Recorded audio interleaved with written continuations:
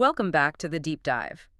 Today, we're going to do something a little bit different, and I have to say, I'm genuinely excited about I this. am too. It feels like a change of pace. It really is. I mean, usually we are swimming in, a huge pool of information. We'll have a stack of clinical trials, PDFs, sometimes thick textbooks, maybe a biography or The two. whole 9 yards. We act as the filter. Exactly. We're the filter. Our job is to pull out the golden nuggets so that you don't have to do all of that heavy lifting. Wrong. We usually look at a topic through a telescope, trying to see the whole galaxy of information at once. That's our standard operating procedure, for sure. Hmm. We cast a really wide net, we synthesize everything, and we try to simplify it. It's all big picture stuff. Right. But today we are putting that telescope away. We're trading it in. Today we are taking a microscope to a single, very specific digital artifact. I love that. We're zooming in, way in on one piece of content that you might just scroll past on your phone. It's almost like a detective story.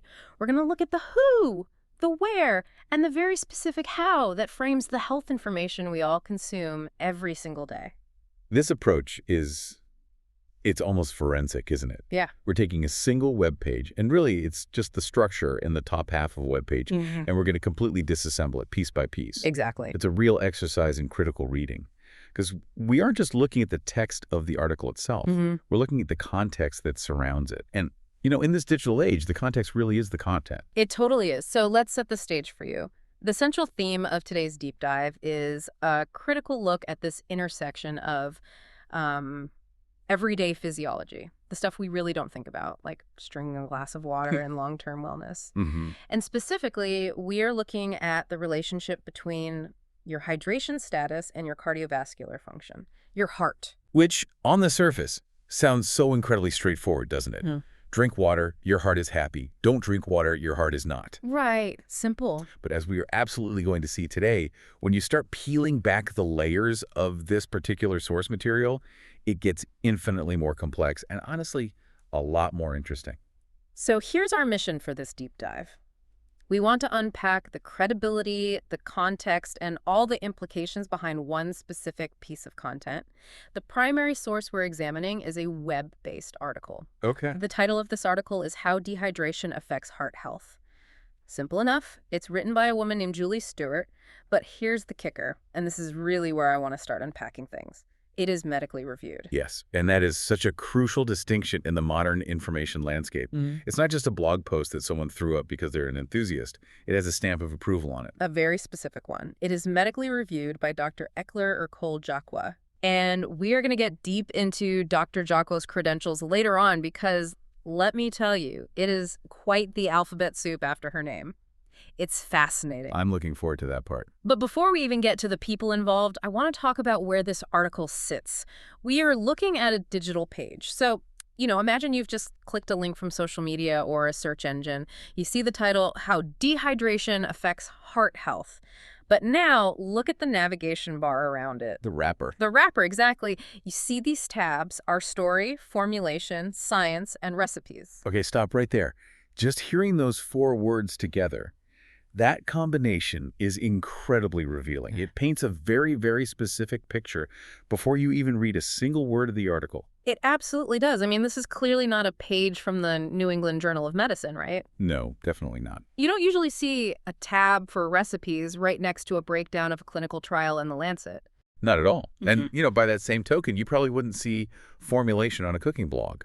So this combination of words suggests we are sitting right at that very busy, very modern intersection of medical information and lifestyle application. Lifestyle, or maybe even product application. Or product application, absolutely. When you see formulation placed right next to science, it's sending a signal. It's telling you that the goal here is likely practical. Let's just hold that thought for 1 second on the context, because I do want to hit the hook of the actual topic first. The title, How Dehydration Affects Heart Health. Right. I feel like we all know we're supposed to drink water. It's probably the most basic health advice in the entire world. Drink 8 glasses a day, carry a water bottle, stay hydrated. We hear it constantly. It's table stakes for health. It is. But do we actually understand how the lack of it, how not drinking enough water physically impacts the heart? And I think that's the absolute key word in the title, how. If the title were, say, dehydration is bad for your heart, well, that's just a statement of fact. It's static. It doesn't tell you much. It's a headline? It's a headline. But how dehydration affects heart health, that implies a mechanism. It implies a process is happening inside your body. It suggests we aren't just talking about a simple correlation like, people who are hydrated tend to be healthier. It implies causation. It promises to explain the machinery of the body. And that is a significantly heavier lift for an article, isn't it? It means you have to get into the weeds. We're going to have to talk about biology, physics, maybe even chemistry. Precisely. And that's exactly why that medically reviewed tag becomes so critically important. If you are going to promise to explain the how, the mechanics of the heart as a pump, blood volume, fluid dynamics, pressure, you absolutely have to get the science right. You can't mess that up. You can't. You're moving from just giving advice into the realm of education. Okay, so let's dive into the first section of our deep dive here. The context of the information. We're calling this the digital ecosystem. I like that. I mentioned those headers earlier, our story, formulation, science, recipes, and then over on the side, a button that says, get yours. Get yours. That is a very, very telling button. It is, isn't it? But let's look at that wrapper as a whole. What does this specific combination of words tell us? You've got science right next to recipes. It's such a fascinating juxtaposition. Science as a concept is abstract. It's data, it's studies, it's the theoretical underpinning of why things work. Right, it's for the logical brain. Totally. It says, trust us, we have the evidence to back this up. But recipes, on the other hand, is the absolute opposite of that. It's concrete, it's tactile, it's something you literally do with your hands in your kitchen. It appeals to the sensory brain. It engages your senses.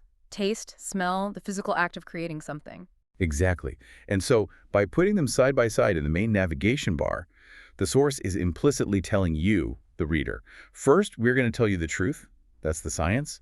And then we're going to show you exactly how to consume that truth. That's the recipes. It turns health from just a concept you read about into a practice you perform. It turns health into a functional activity. It's not just know this. It's eat this or drink this. It is actively trying to bridge that huge gap between the library and the kitchen. Which is where so many health interventions actually fail, right? We all know what we're supposed to do, but we just don't know how to integrate it into our messy real lives. Absolutely. This structure suggests that the source is aware of that problem and is trying to solve it for you. Here's the problem, here's why it's a problem, and here's a delicious way to fix it. Okay. And then you have that word in the middle, formulation. Yes. Let's really unpack that word, formulation. It is a very specific, very deliberate choice of words. Why not just say, I don't know, ingredients or our products? Ingredients sounds like a grocery list. Formulation sounds like a laboratory. Exactly. Formulation sounds like engineering. Ingredients implies something that comes from nature, an apple, a carrot, water. Formulation implies that there is a very specific ratio at play here. It suggests that water, by itself, might not be the whole story they're telling. So it hints at a level of precision. It does. If you are writing an article called How Dehydration Affects Heart Health, and you have a tab on your site for formulation, I would immediately extrapolate that this source considers the specific makeup of the fluid, the electrolytes, the salts, the minerals, to be just as important, if not more important, than the fluid itself. It implies precision. It almost says we have engineered a better solution than just water. Exactly. So dehydration in this context isn't just a state of I need water. It becomes I need the right formulation of hydration. It completely reframes the problem of dehydration as a problem of composition, not just a problem of volume. That is a really subtle but incredibly powerful shift in perspective. It moves the reader from thinking, oh, I'm just thirsty, to thinking, wow, I might be chemically imbalanced. And if you're chemically imbalanced, what do you need? A formulated solution. A formulated solution. You can see how the language itself, just the choice of a single word in the navigation, guides the user toward a very specific way of thinking about their own body. And there's one more little clue in the header, tucked away. It says, customer sense. Ah, yes, the loyalty marker. The loyalty marker, customer sense. That implies a login, doesn't it? It implies you have an account. It implies that the person reading this, or at least the ideal person the site is designed for, isn't just a random person passing by. They're part of a group, a community. It speaks directly to the community aspect of modern health and wellness information. We don't just go to the doctor for a checkup once a year anymore. We subscribe to health, We become customers of wellness brands. That's so true. And in turn, those brands take on the responsibility of educating their customer base. That is exactly why you find a detailed article about heart physiology on a website that also has a Get Yours button. It's customer education. And it changes the identity of the person reading it. If I'm reading, say, a medical journal online, I see myself as a reader or a student. But if I'm on this site and I see customer sense, I'm a customer or a member. Or maybe even an insider. It validates the user. It subtly says, you are the kind of person who cares about formulation and science. You're part of our tribe. It builds a community around this concept of optimized hydration. Which, if you think about it, raises the stakes for the accuracy of their information, doesn't it? Because if they're educating their community to keep them as loyal customers, that education had better be sound. Oh, absolutely. If the science tab is just marketing fluff, that trust erodes very quickly. If they're making specific physiological claims about heart health in order to sell a specific formulation, those claims need to be bulletproof. You can't build a community on bad science. You can't. You can fool a customer once, maybe, but a community requires trust. And trust requires accurate, reliable information. Which brings us perfectly to our second section, the authorship and authority. Who is actually telling us all of this? The human element. Right. We have two names attached to this piece of content. First, the writer, a woman named Julie Stewart. Right. And while we don't have her full bio in front of us, we can infer her role. The role of the writer here is very distinct from the role of the medical reviewer. Julie Stewart is most likely a professional health writer or a science journalist. Her job is one of translation. Translation, what do you mean by that? I mean that deep science is essentially a foreign language. It's written in, Latin roots, statistical significance, and p-values. Julie Stewart's job is to take that complex foreign language and translate it into something that fits that learner persona we talk about so often. The person who's curious but not an expert? Exactly. She has to take the dense physiology of cardiovascular function and turn it into a story that's engaging, that's understandable, and that makes sense sitting right next to a tab for recipes. That is a real skill in and of itself. I feel like we often undervalue the writers who can take something like systolic blood pressure dynamics and turn it into, here's why your heart has to pump harder when you haven't had enough water. It's an incredibly difficult balancing act. If she gets too technical, she loses the audience. They'll just click away. If she gets too simplistic, she loses credibility. She is the bridge between the PhD researcher in a lab and the person at home looking for a new smoothie recipe. So she is the voice of the article. But she isn't necessarily the ultimate authority. No, she's the messenger. The authority, the shield, really, that protects the content, is that second name. The piece is medically reviewed by Dr. Ecler Ercole Jaqua. Okay, I really want to spend some time here because Dr. Jaqua has this fascinating list of credentials. It really is an alphabet soup. MD, MBA, DBOM. It's a really compelling combination, and I think we should break it down one by one, because each of those acronyms tells us something specific about the lens through which this article was vetted and approved. Let's do it. The first one is the easiest one to understand. MD. Medical doctor. This establishes the baseline authority. It's non-negotiable. It means she has gone through medical school, residency, the whole rigorous process. She understands human anatomy, physiology, pathology. She knows how the body works. She knows how the body works, and she knows how it breaks. When she looks at a claim about heart health, she is looking at it with the trained eyes of a clinician. That is your safety net as a reader. So the MD credential ensures that the article doesn't say something that's factually wrong or, worse, dangerous. It's a first line of defense against the fake news aspect of so much online health content. That's it, exactly. When she reads a sentence like dehydration affects heart health, she isn't just reading words on a page. She is visualizing the entire cardiovascular system. She knows the normal ranges for blood pressure, for heart rate. She knows the clinical signs of cardiac distress. The MD is the bedrock. Everything else is built on top of that. Okay, but then, right next to the MD, we have MBA, Master of Business Administration. Now that feels unique. I mean, I know plenty of doctors run their own practices, but to list the MBA so prominently on a medical review of an article. It is distinct, isn't it? Yeah. It's not a clinical degree. But think for a moment about what an MBA represents. It represents systems thinking. It represents strategy, resource allocation, operational efficiency.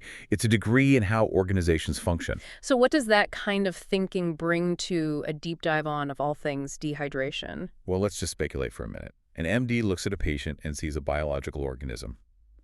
An MBA, on the other hand, looks at a company and sees a complex system of inputs, outputs, supply chains, and resources. Now, what happens if you apply that MBA lens to the human body?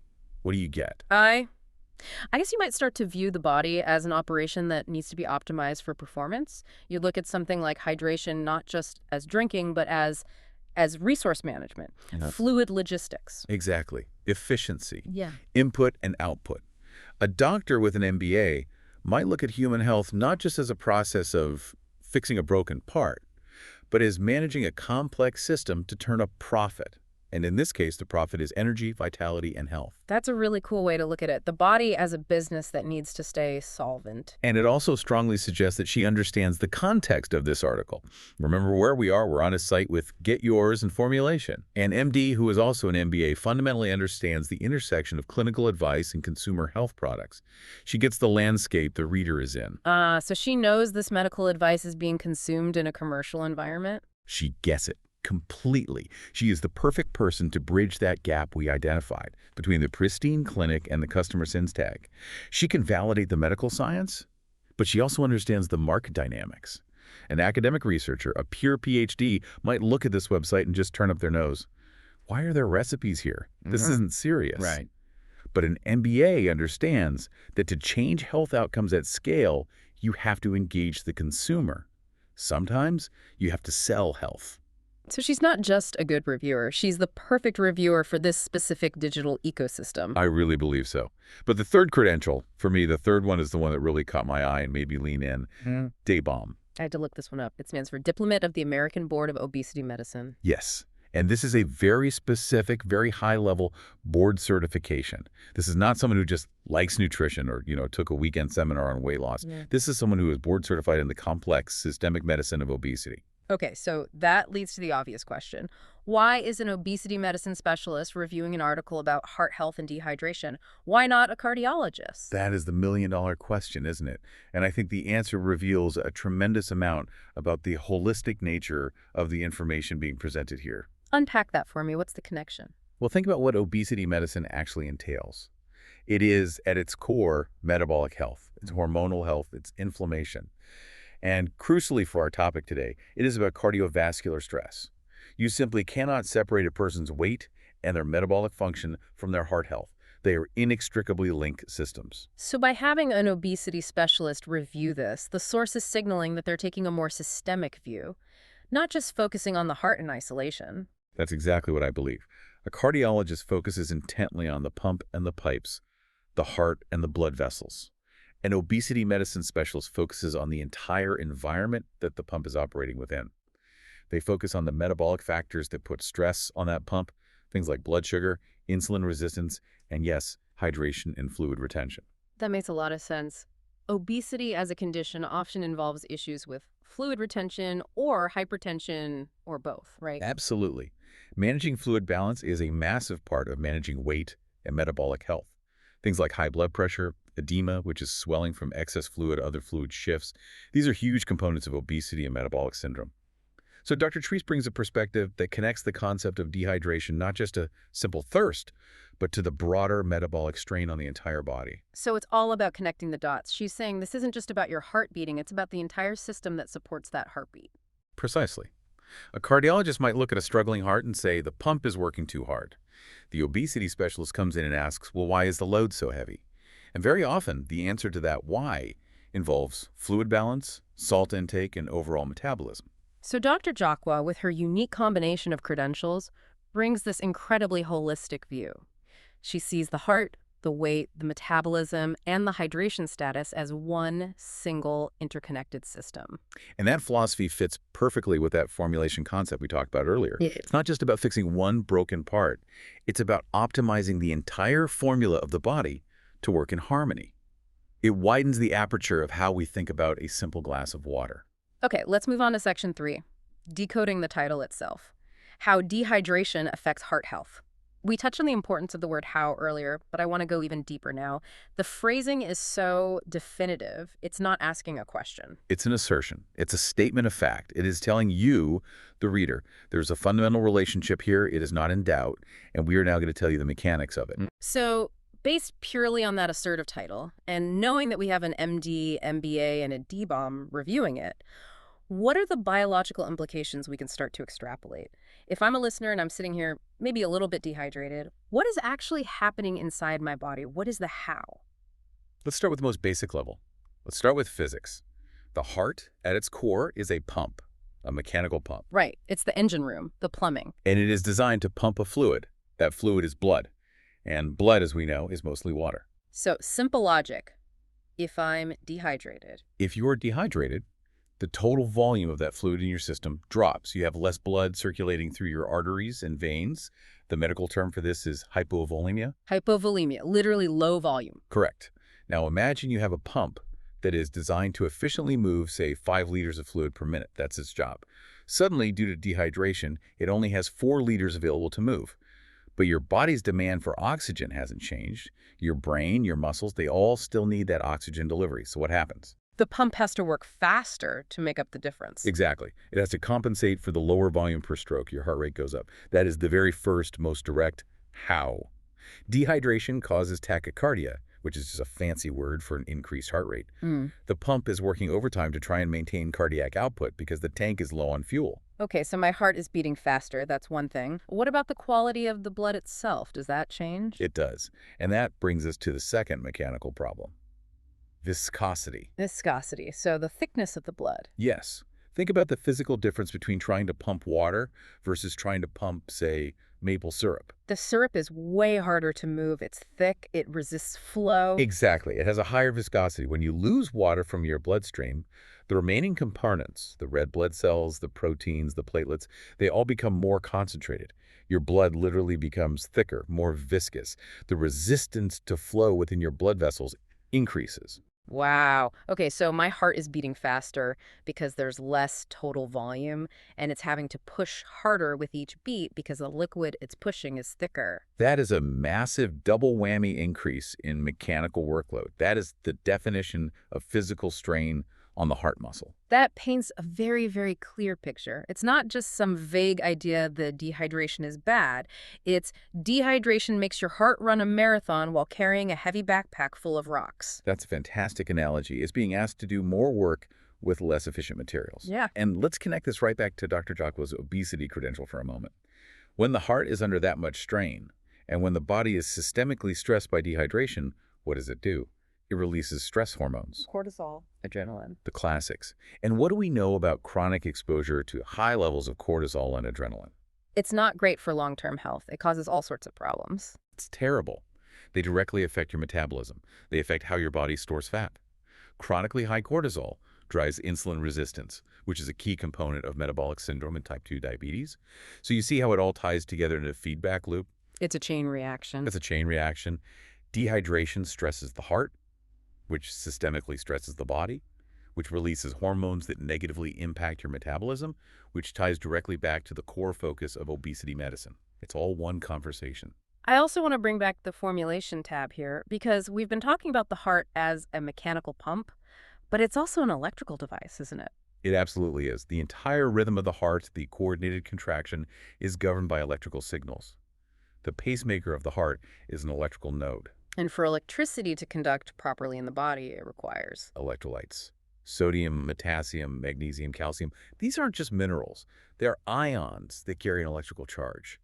They are what allows for the conduction of electricity through the fluid in our bodies. So if the source material we're looking at has a dedicated tab for formulation and the title of the article is about dehydration and the heart, Then the how almost certainly involves electrolytes. It has to. Because dehydration isn't just about losing water.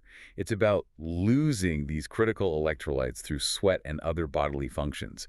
You're losing the conductive medium that tells your heart muscle how and when to beat properly. and if your electrolytes are out of whack, You get arrhythmias. You get palpitations. You can get premature beats, or the heart can beat irregularly.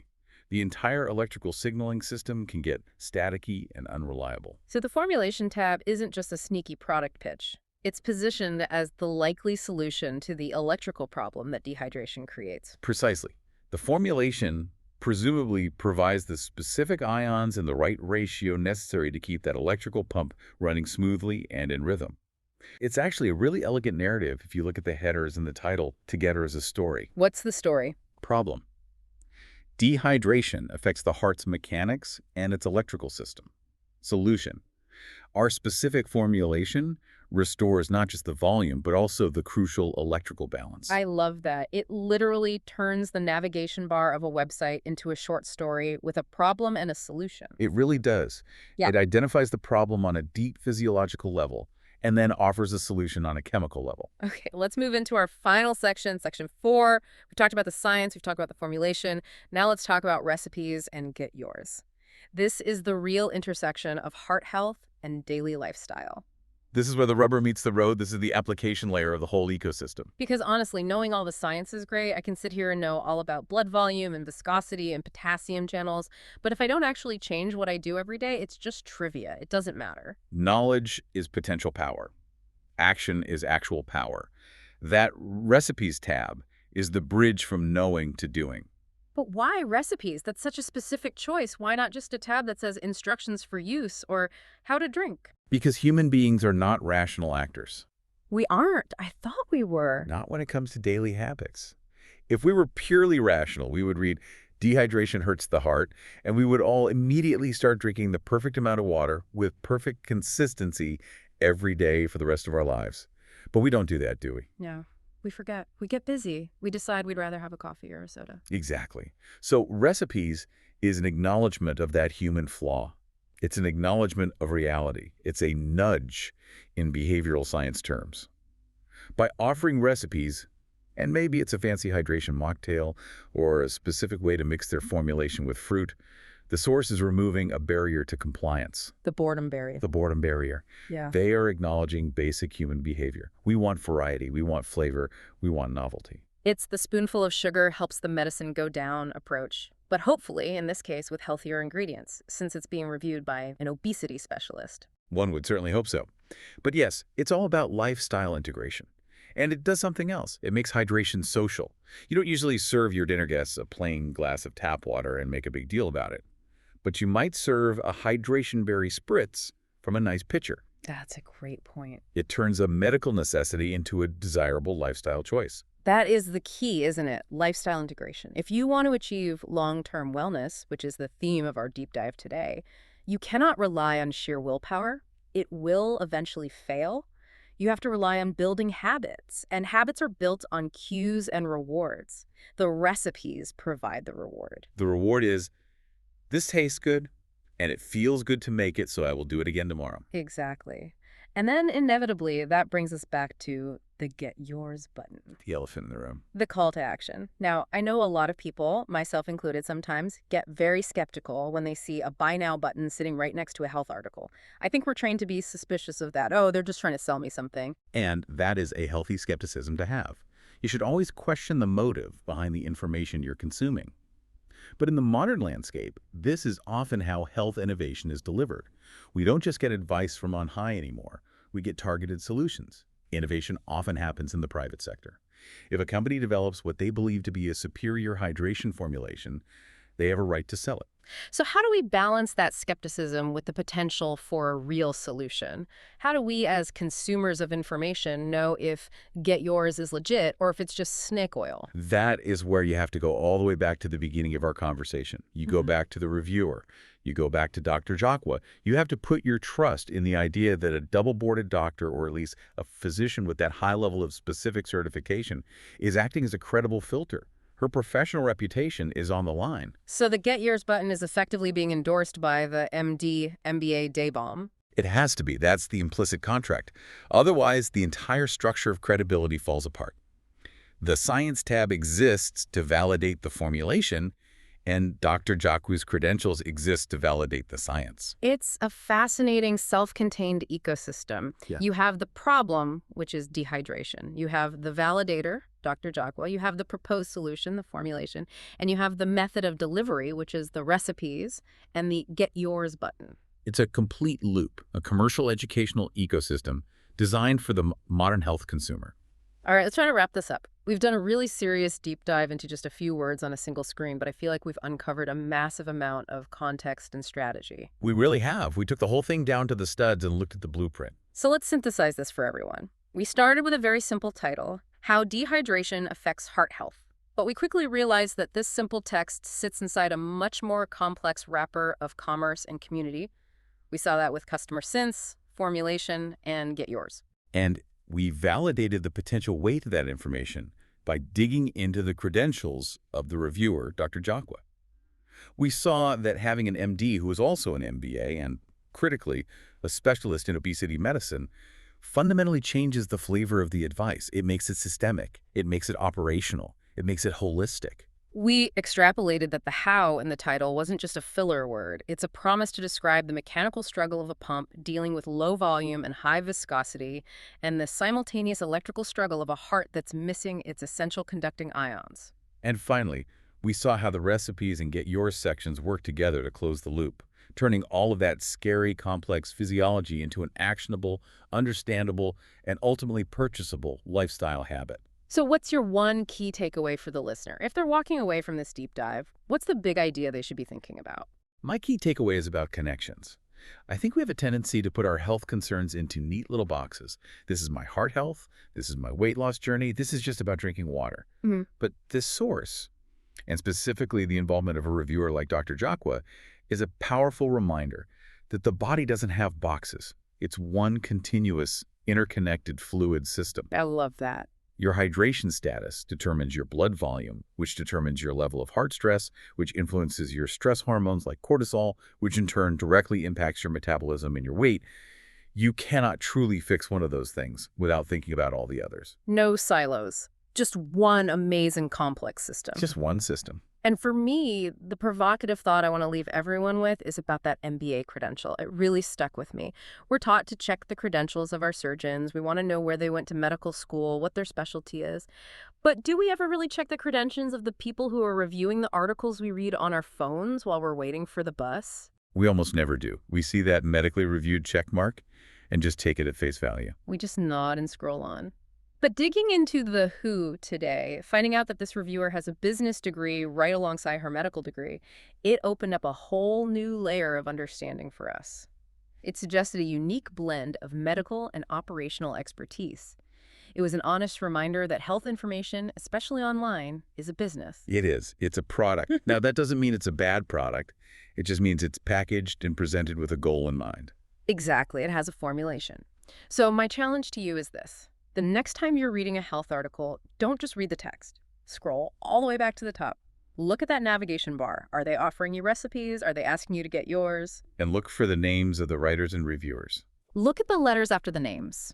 And just ask yourself, what unique perspective is this person bringing to the table? Are they a mechanic, like an MD? Are they a manager, like an MBA? Are they a deep specialist, like a Diabom?